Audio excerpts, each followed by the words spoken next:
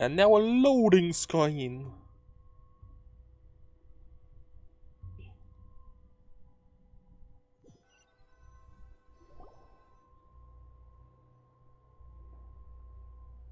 Where's Paimon?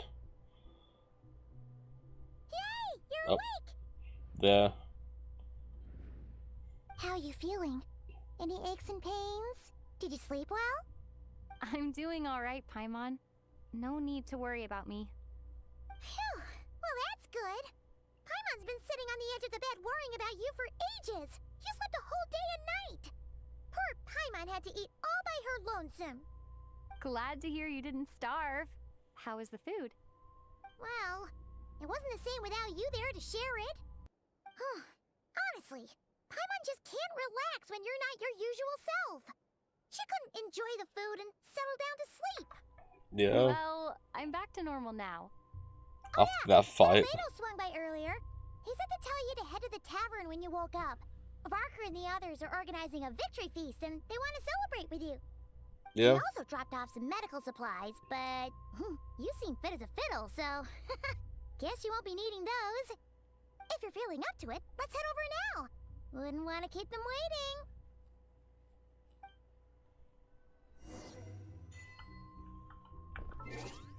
I'll keep all the achievements till the end.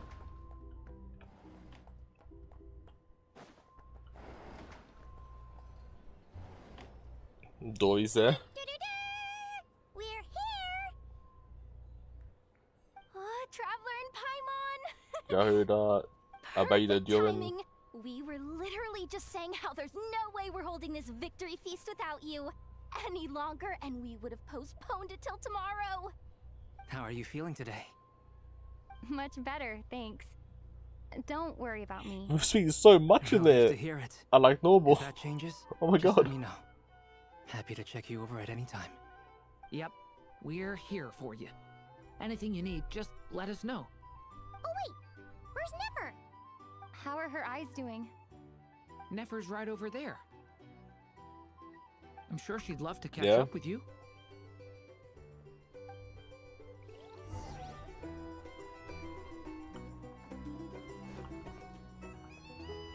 There's Varka there. Dane is there. I don't see anybody else though.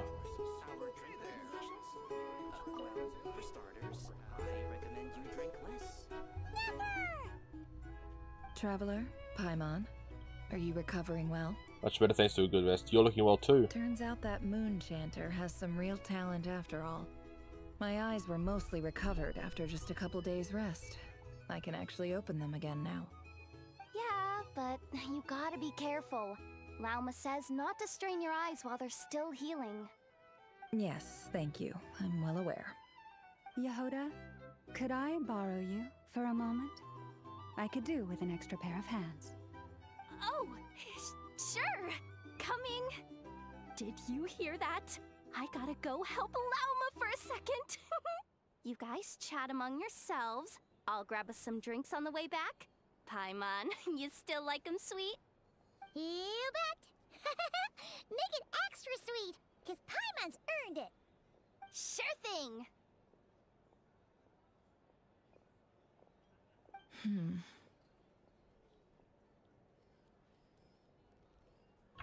What's in your mind? The Raker of Solnari.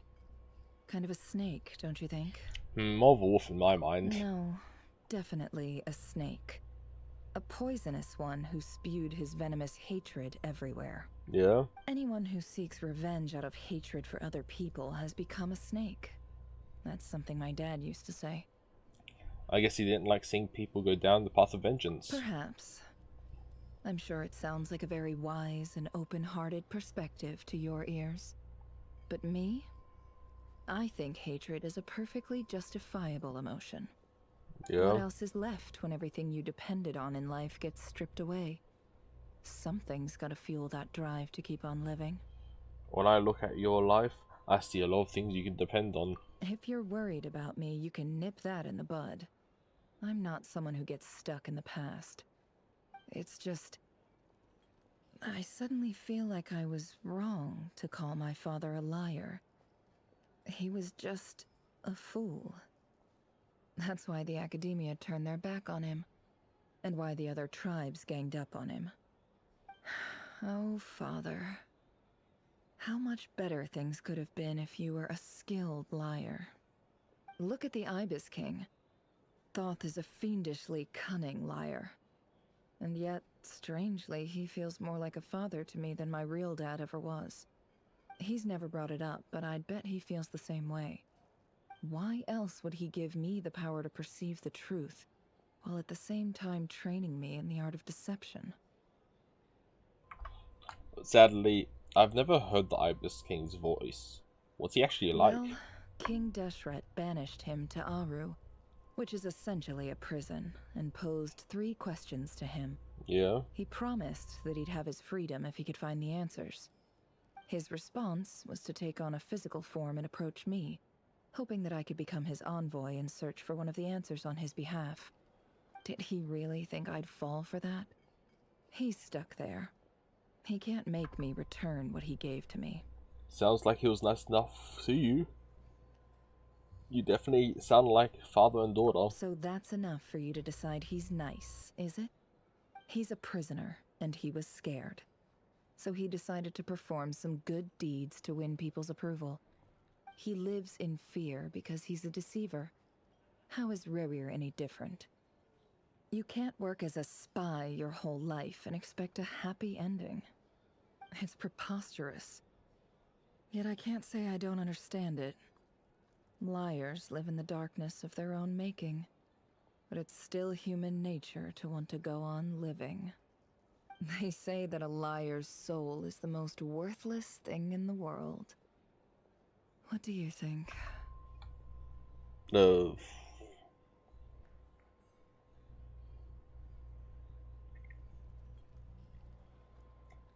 It's not the most worthless thing. There are things that are worse. So I'm gonna click disagree. Oh, really? Well, it takes a very kind person to find compassion even for liars. If you ask me, the soul of a liar really is worth nothing. Because all they care about is themselves. For example, when something good falls into my lap, I don't go sharing the news around. Stops other people trying to steal it from me.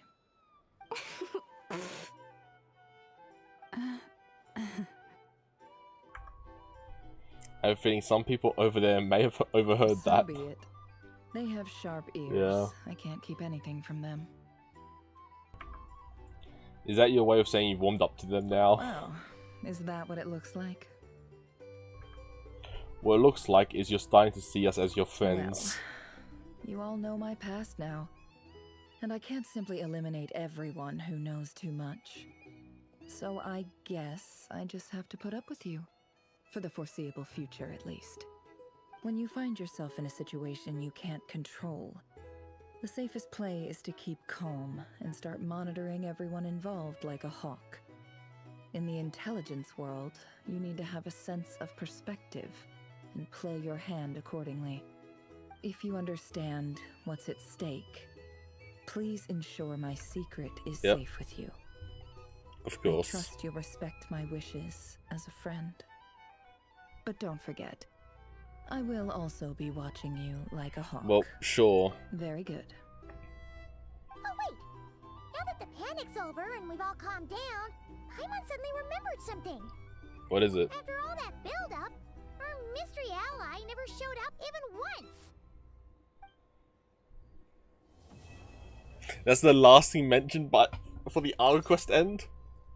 A noise is coming from indoors. Huh? What? Am I imagining things?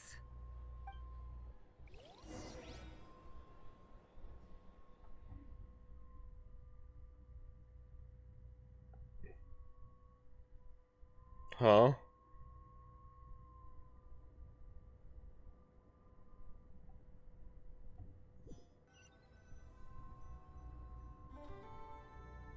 So, that close colleague who stayed behind with you?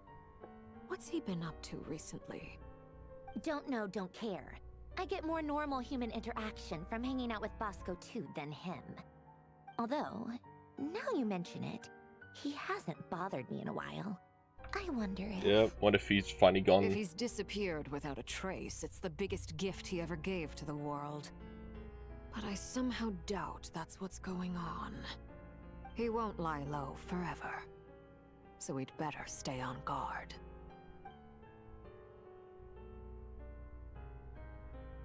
Is that teasing that the next Darkling quest is gonna have something to do with Victoria?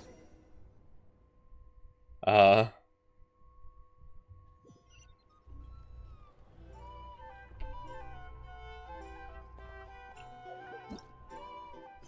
still doing. It says it was like over whatever, but it's still going. Ah, Lord Sangama Bay. How lovely to see you. I must thank you for the device you provided. It was an enormous help. Would I be right in thinking that it was developed by the Academia? Why come and ask me when you clearly know already? I mostly came to thank you. That's more like it. A little gratitude goes a long way with Lord Sangama Bay. Play your cards right, and you might even stand a chance of becoming my long-term supplier. The chance to work with such a kind and charitable investor as yourself would be a great honor for the Curatorium. Huh? Charitable? Who said anything about charity? First time hearing about it. Let's see. The first plot of land you purchased in Nod-Krai, your desert interests, and...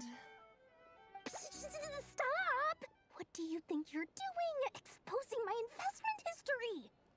It's nothing to hide from. They're all perfectly legitimate investments.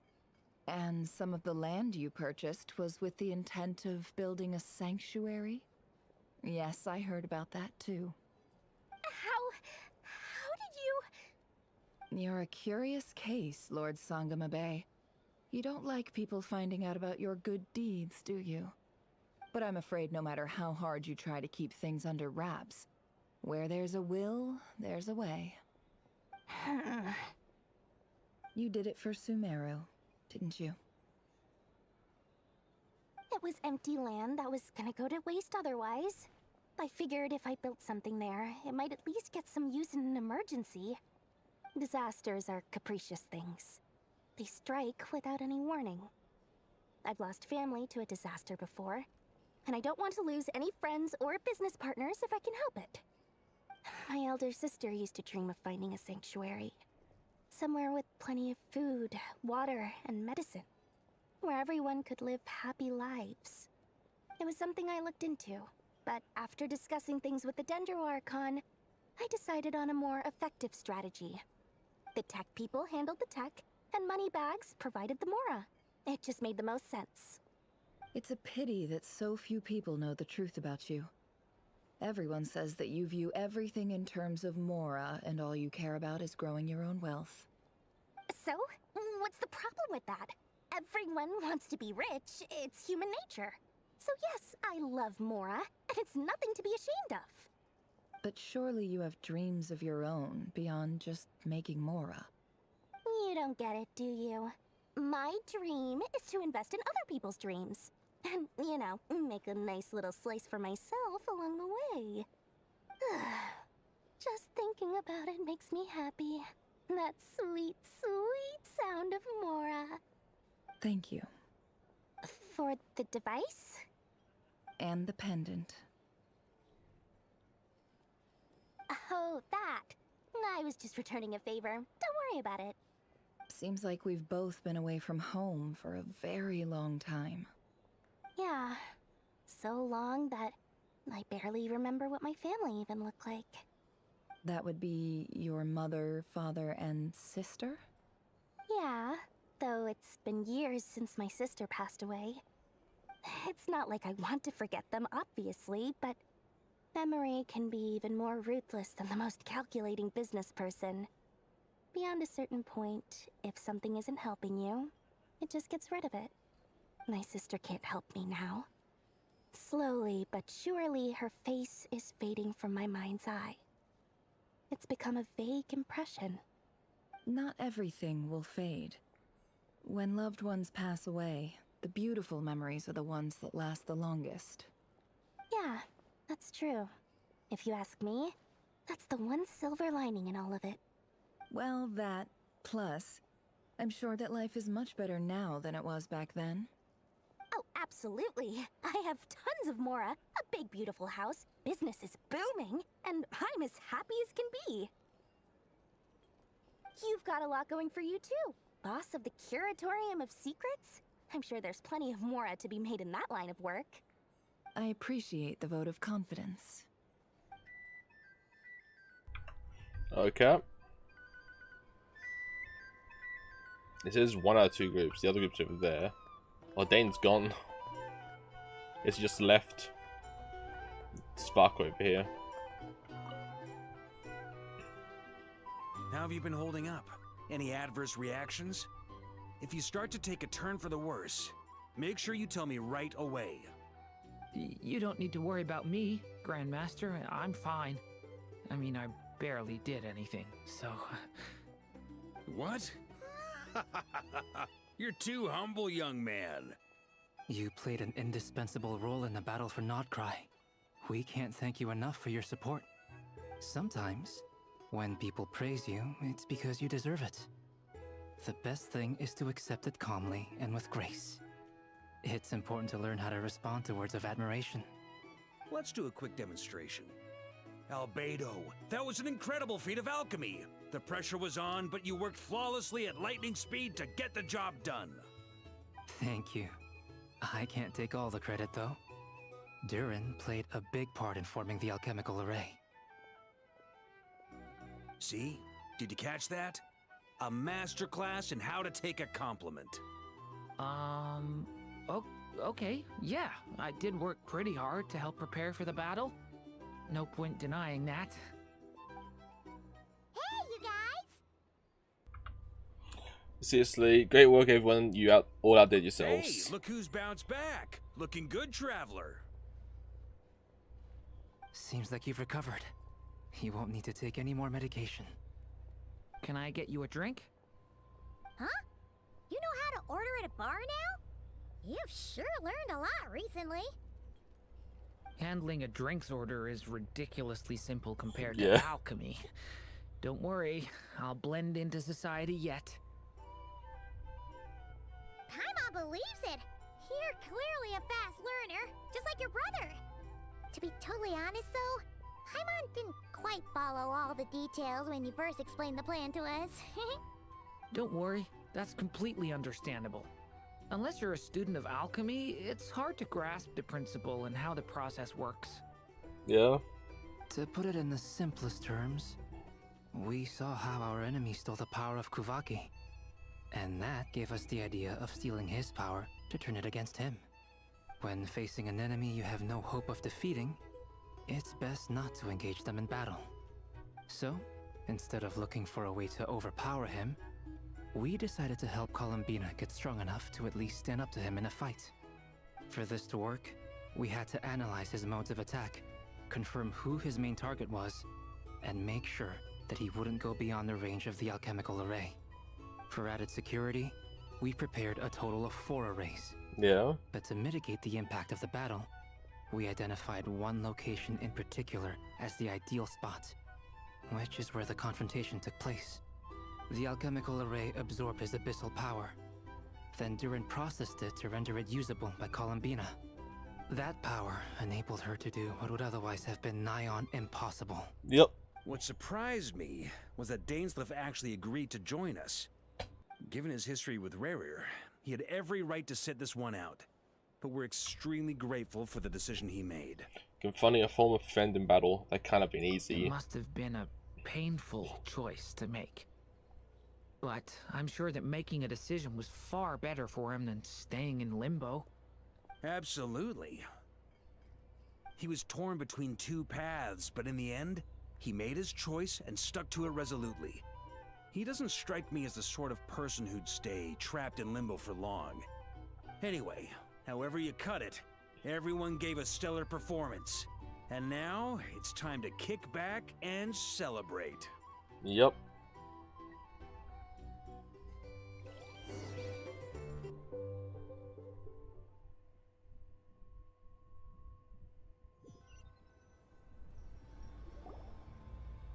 Oh.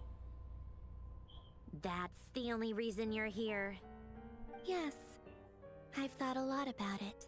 And I've realized that you, me, and Arlecchino should be friends. I think this is very important.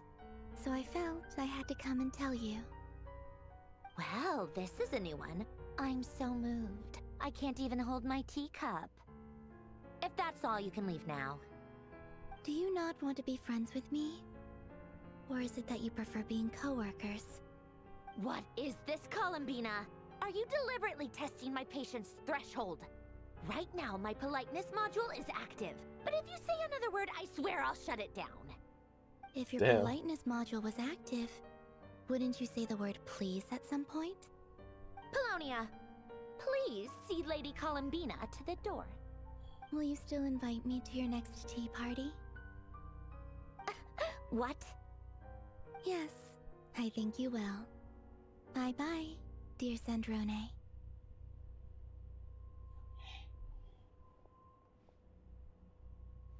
Catching up with a friend. Oh, I'm not interrupting. Last time, the Wild Hunt escorted you out. Would you rather I handled it myself this time? We just wanted to, see how you were doing now that it's all over. Why? Out of concern for my safety?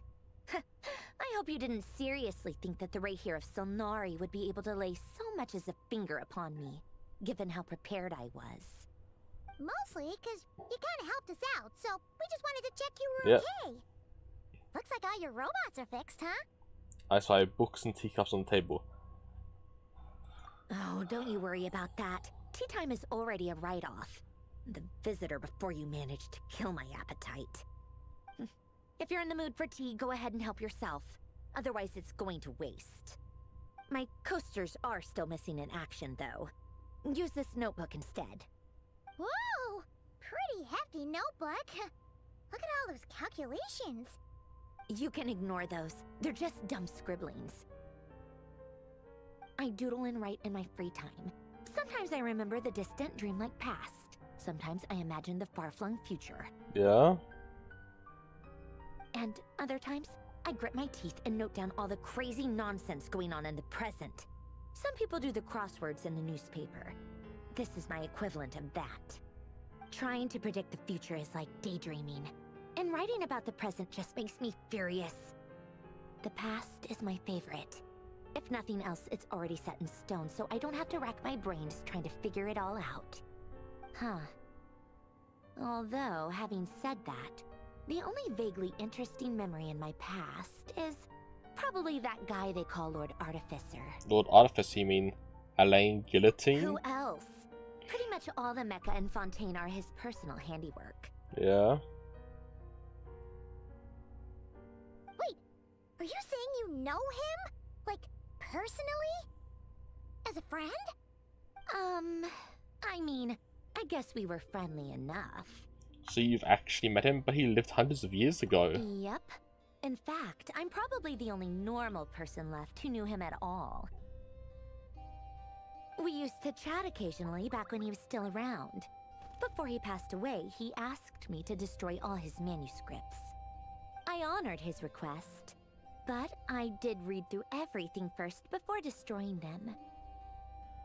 I mean, I couldn't let the genius of Lord Artificer Alain Guillotin disappear like that. Would have been such a waste. So, that's where the formulas in your notebook are from? I just told you. Those are my equivalent of crossword puzzles. They're just dumb formulas that I solve for fun when I'm bored. Alain's work was like epic poetry. The formulas in my notebook are just silly little riddles in comparison. Not that there's anything bad about them. I mean, at least, solving those riddles isn't going to hurt anyone. Except me, because I lose a few brain cells in the process. Anyway, while we're on the topic, I might as well tell you about what happened to him and his friends. Alain Guillotin had two close buddies, Renee and Jacob. They spent their childhood years together in the Narzissenkreuz Institute. They were all quite competitive, so there was some rivalry between them. But it was a friendly rivalry. But beneath the friendship and the rivalry ran something deeper, a sense of nostalgia for the past. Unfortunately, childhood would end, the prophecy would come true, the apocalypse would arrive, and the future would never be. A mad dream that would normally only capture the minds of lunatics began to take root in their hearts. A dream of saving the world. And if Renee and Alain had been people of lesser wits, that dream would probably have ended up as something for them to joke about in their older years. But alas, they were some of the sharpest minds around. They nurtured that dream with the full power of their intellect, and it grew into something that ate away at their souls. The first of them to fall under its spell was Renee. Against Alain's wishes, he persisted in experimenting on a mutual friend of theirs to try and save their life.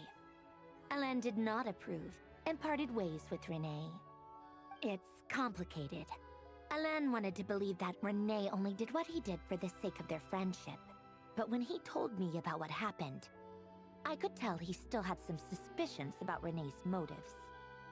Perhaps the seed that would grow into a nightmare had already sprouted in Renee's mind. Even then, the next time they met, Renee's soul had been completely engulfed by the dream of salvation. His futile attempt to change the tide of fate only resulted in a wave that swallowed up the world, even before the apocalypse came. And although that wave died down eventually, I hear that it just recently came back with a vengeance. As I understand, Renee wanted to live out his dream of salvation once more. But I'm told that the attempted resurgence finally died out for good. At long last, Renee awoke from his deluded dream. Though of course by then it was far too late. What do you think of Renee? Do you admire his transcendent genius? His view that any price was worth paying to achieve the lofty goal of saving the world? Or do you despise him? Dismiss him as an evil madman who wrought havoc on the lives of everyone around him as he pursued his delusional dream? Same difference, really. Just a matter of perspective. Yeah, well, I don't know. What a cop-out. But I suspect you'd have a more incisive and insightful answer if we dug into it further. What about you? What's your take on Renee? I don't like fanatics who give up their whole lives for their ideology. Nor do I like fools who let their delusions take control. Yeah? Maybe I could understand if Renee had just been an ordinary person. But he had a sage-like intellect. And still managed to get himself lost in the labyrinth of his own desires. Anyway, that's enough about Renee. Now, moving on to Alain Guillotin, the Lord Artificer. He managed to put a stop to the first storm whipped up by Renee. But after that, Alain lost his friends and family. To his credit, I suppose, the loss of his family and friends was purely a tragic accident. It's not like Alain sacrificed them for his cause or anything. After that, the only thing supporting his work was the same dream that had dragged his closest friend down to the abyss. But although the desire to save Fontaine drove him to found the Fontaine Research Institute, Alain continued to reject any form of transcendental knowledge or power. He was suspicious and fearful of it, having seen the way it had affected his closest friend. I think that formulas and machines derived solely from human intellect were the only thing that gave him a sense of spiritual comfort. Yet Alain's intellect was simply too great. It barely left him space to breathe in his lifetime. Once he realized that the end of his life was approaching, he finally accepted the truth. The Nod-Krai Institute needed someone, and a human being, to see its story through to the end. He quit working on his formulas, trading them in for the fairy tales that had played such a formative role in his childhood, but which he'd barely touched in his adult life. He told me that the director of the Nod-Krai Institute used to read those fairy tales to the children as bedtime stories. Apparently, they worked wonders at sending kids off to sleep. I think that all he wanted at that time in his life was to be able to sleep deeply without being plagued by depression. By that point, nothing else really mattered. At the very end, he laid down to rest in the ruins of the former Nod-Krai Institute orphanage, while the Fontaine Research Institute he had founded continued tirelessly with its work. Many years after that, tensions over competing dreams would once again cause a rift, this time between members of the Fontaine Research Institute. But the actions of those fools had nothing at all to do with Alain. And that is the story of two people from the Nod-Krai Institute who both wanted to save the world. One went all in on his fantasy of salvation without ever looking back, and ended up calmly sinking to the bottom of the deepest sea. The other sought desperately to burn bright in his life, even though he wasn't sure where he was going. I do sometimes wonder, why is it that people like them have such grand hopes of saving the world? Even the grandest tree starts as a tiny seed. So perhaps, for each of them, their mission to save the world began with a very simple desire: to save themselves. They were young children with friends and family who mattered to them, desires to explore the meaning of life, ambitions to have a successful career. They didn't want to see all of that taken away in one fell swoop. Or maybe they just wanted to find something to anchor themselves within the chaos, to stop them getting quietly swept away by the storms of life. But instead, the search for their own salvation took them down the rocky road laid out by fate. Do you think the desire to save oneself is enough of a justification to try and save the world? Yes. The way you said that sounded just like Alain. Yeah. I asked him the same question back when he was in his prime, putting all of his energy into his work. He gave the exact same answer as you did. No elaboration, just a quick short answer before getting right back to his work. He was always that way. All right, tea time's over. I owe Arlecchino a favor for telling me these stories. I'll have to bring a whole sack of gifts the next time I visit the House of the Hearth. I'm gonna go tinker with Polonia now. You guys can do whatever you want, as long as it doesn't involve interrupting me. Polonia, exit hibernation mode. Begin diagnostics.